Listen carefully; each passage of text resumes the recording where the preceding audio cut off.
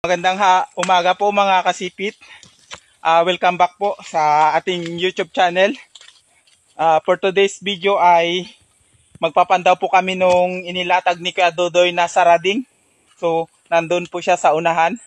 So, ito po mga kasipit, pangalawang sarading. Tignan nyo po ito, oh. Ginawa niya, oh. Yan, oh. Bumutas po dito. Tapos, ayan, pinutol niya itong interior na kumakapit sa kanyang lock o pangharang. Andito naman yung trigger niya, oh. So, siguro hindi kumasya yung kuday. Ayun po. Laki kasi ng butas niya, oh. Ng butas. Uy.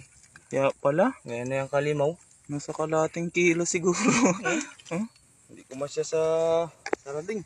Update na lang po mamaya dun sa susunod na sarading.